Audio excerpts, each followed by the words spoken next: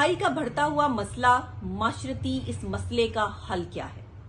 साबका मशहूर अदाकारा आयशा खान कहते हैं कि अपने फ्लैट में अकेली रहती थी। 2 बेटे और बेटा भी और बेटी भी और 2 बहनें भी, मशहूर अदाकाराएं।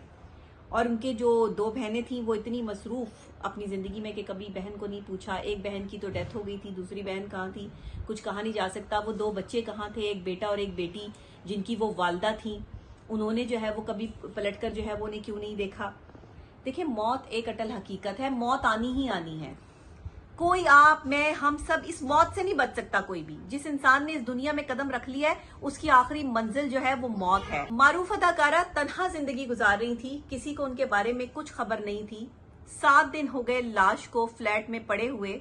ताफुन ज़दा बदबूदार लाश जो है वो कमरे में पड़ी रही, लेकिन इर्द गिर्द के लोगों को भी ख्याल नहीं आया कि इस फ्लैट में जो खातून रहती है, 7 दिन गुजर गए हैं, वो खातून कहाँ है। कोई आवाज नहीं है, कोई जो है वो बातचीत नहीं है, किसी ने फोन करने की उनको कोशिश नहीं की, किसी ने दरवाजा खटखटा के पूछने की कोशिश नहीं की। और 7 दिन बाद जब स्मेल आनी शुरू हुई तो लोगों ने पुलिस को फोन किया और उनकी ताफुन ज़दा लाश जो है वो वहां से निकाली गई। इबरत का निशान, इबरत की बात है। ये इबरत का मुकाम है हमारे लिए कि हम अपनी माओं के साथ ये सलूक कर रहे हैं, अपने लेजेंड अदाकाराओं के साथ ये सलूक कर रहे हैं। माशरा जिम्मेदार है इस चीज का।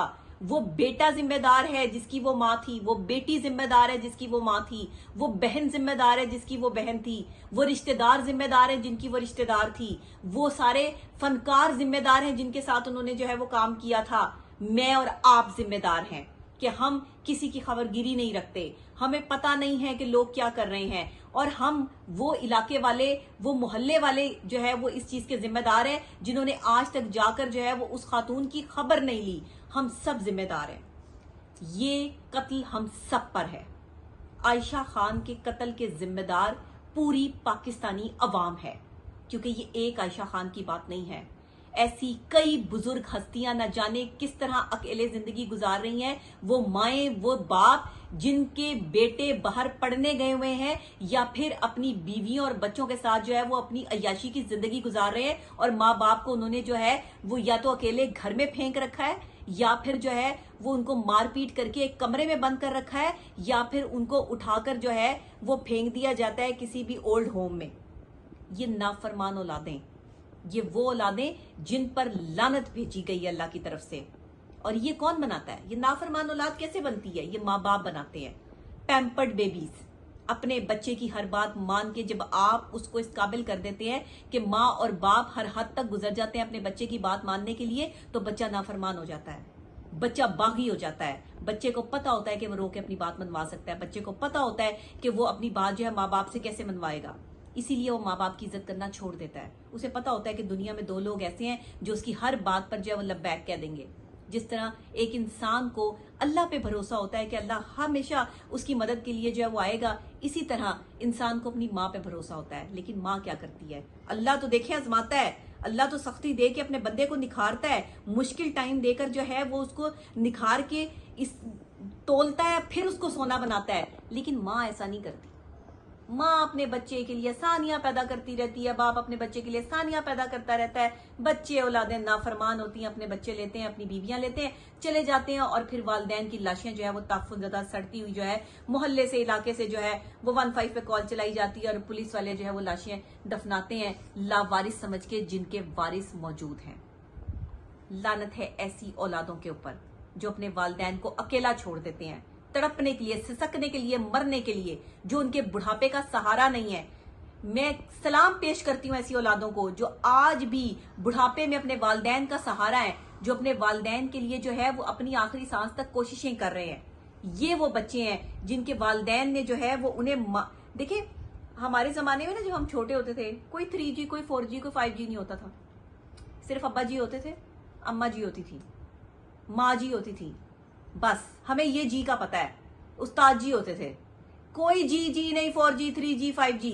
आज जहां 3G, 4G, 5G का दौर है, वहां ना कोई अम्मा जी, ना कोई अब्बा जी, ना कोई उस्ताद जी, कोई इज्जत और वकार नहीं इस दुनिया में। इसकी आप इसके पीछे छुपी हुई रीजन समझते हैं? क्योंकि हम मुनाफिक हो चुके हैं। हम अपने रिश्तों के साथ मुनाफिक हैं, हम झूठे लोग हैं, हम दगाबाज हैं, हम धोखा देते हैं एक दूसरे को, हम रिश्तों के साथ मुनाफिकत कर रहे हैं, जिसकी वजह से हमारी माएँ जो है वो कहीं ताफुनज़दा लाश की सूरत में जो है वो तड़प कर सिसक कर जो है वो अकेले फ्लैट में मर रही हैं, और उसके बाद सारे टसवे बहाने आ जाते हैं। मैं तो उनको टसवे बहाना कहती हूँ। ये रोना रूना कोई नहीं होता, टसवे बहा रहे हैं सारे मुख्तलिफ फनकार जी। वो फलाना बंदा जो है वो बहुत आयशा खान के लिए जो है वो सख्ते में आ गया। किस चीज का सख्ता है आप पे तारी? जब वो जिंदा थी किसी ने जाकर उनको पूछा? जब वो जिंदा थी किसी ने उनको खाने के लिए पूछा? जब वो जिंदा थी उनकी बीमारी में किसी ने इलाज करवाने की कोशिश की? तो अब किस चीज की ड्रामेबाजी कर रहे हैं ये लोग? अब किस चीज का सख्ता तारी हो गया इनके ऊपर? इन्हीं के साथ काम करने वाले न जाने कितने फनकार जो हैं वो कसम पुरसी की हालत में मरे हैं, लेकिन कोई किसी का ध्यान नहीं रखता। यहाँ पे कोई किसी को जाकर जो है वो किसी के घर नहीं पूछता कि कौन किस हाल में जो है वो जी रहा है, किसी ने खाना खाया या नहीं खाया, किसके बच्चे जो है वो भूखे बैठे हैं, किन यतीम बच्चों के सर पर जो है वो हाथ रखने वाला इस दुनिया में कोई नहीं है। पाकिस्तान में सबको अपनी अपनी पड़ी है, हर बंदा जो है वो यहाँ पे मतलबी जिंदगी गुजार रहा है, हर बंदा अपने मतलब के साथ जी रहा है। ना औलादें फरमाबरदार हैं, ना जो है वो दोस्त फरमाबरदार हैं, ना यहाँ पे कोई रिश्ता फरमाबरदार है। हर बंदा मुनाफिकत की जिंदगी जी रहा है। जिसके पास पैसा है वो बादशाह है, और जिसके पास पैसा नहीं उसको फकीर समझ के जो है वो इसी तरह उसकी लाश को जो है वो सड़ने के लिए छोड़ देते हैं। मैं लानत भेजती हूँ ऐसे माशरे पर जहाँ पे तरबियत नहीं है, जहाँ पे माँ बाप की इज्जत नहीं है, जहाँ पे वकार नहीं है, जहाँ पे तन्हाई का राज है। माँ बाप को कहूंगी कि अगर बुढ़ापे को सेव करना है और तन्हा नहीं मरना ना, अगर लाश ताफुनज़दा नहीं चाहिए, अपनी इज्जत के साथ मरना है, तो जब बेटा या बेटी गलती करे उसको थप्पड़ मारें, उसको एहसास दिलाएं, उसको तकलीफ दें, उसको अजियत से जरूर गुजारें, उसको पैम्पर्ड बेबी मत बनाएं, और अपनी जिंदगी में अपनी जायदाद अपने हाथ में रखें। और जैसे ही आपकी तबीयत खराब हो, आप समझें कि आप तकलीफ और अजियत के मुकाम पर हैं, तो अपने बेटों में जो है या अपने बच्चों में जो है वो जायदाद अपनी जिंदगी में ही तकसीम करके इस दुनिया से जाएं, वरना वो पीछे जो है वो बैठकर गले काटेंगे एक दूसरे के, जो कि हो रहा है हमारे माशरे में। मेरी इन बातों को गौर कीजिएगा। ये माँ बाप के लिए है, मैं आपसे बहुत छोटी हूँ, लेकिन मैं साइकोलॉजिकल पॉइंट ऑफ व्यू से एज अ माहिर नफ्सियात माँ बाप को ये मशवरा दे रही हूँ आज अपने इस यूट्यूब चैनल के थ्रू कि खुदा के लिए माँ बाप अपने बच्चों की तरबियत में ये चीज़ें शामिल करें, वरना आपके बच्चे फरमाबरदार नहीं होंगे। और फिर इसी तरीके से हर माँ बाप जो है उनका एंड इसी तरह का तकलीफ दे और दर्दनाक होगा जैसे आयशा खान का है।